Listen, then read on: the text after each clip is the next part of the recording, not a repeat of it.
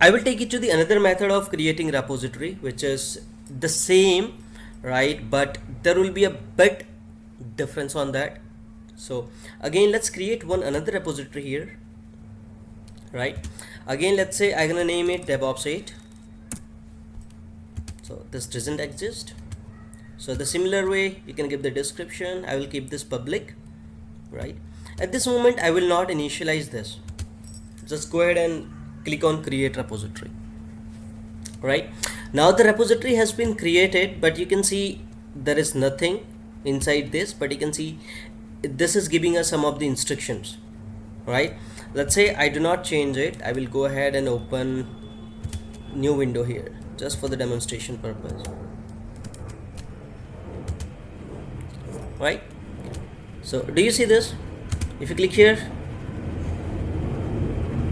you'll get nothing because we have nothing in this repository, right? This is just a folder which is being placed in the remote repo, right? But there is nothing on this. So now you will need to create the command line repository because this is just a folder there, nothing else, right? So what you simply can do is you can just clone this. Here you can click on copy, or you can just go ahead and just copy it from here, right? So again, I will exit this and we'll open new tab.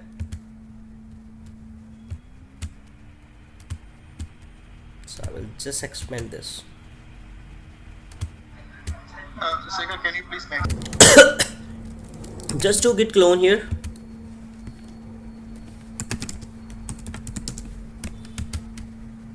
And I think I missed to copy that repository. So just copy it, right, and do git clone, paste it here, right? Oh, that repository already exists, so I am going to remove this.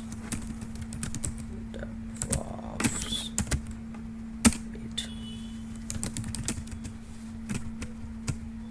So let's navigate to that repository now, that folder. I would say, right? It shows master, but you see it has nothing, right?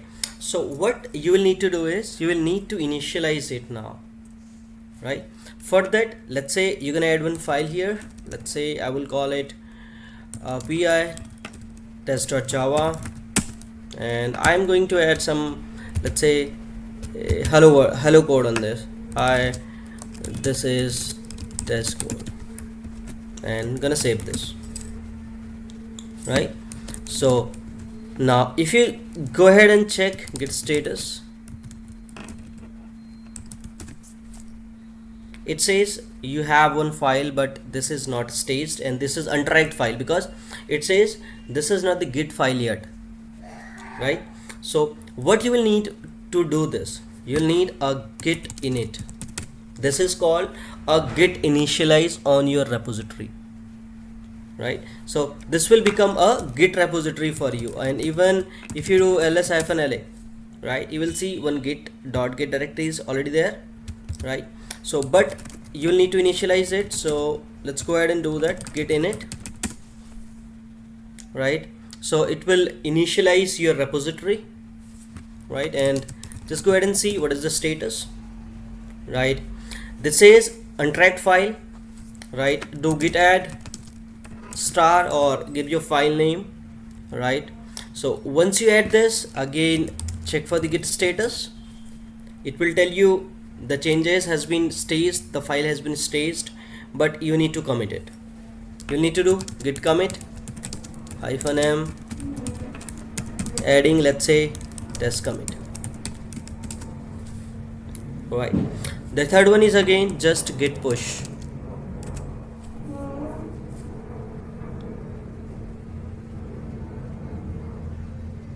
right?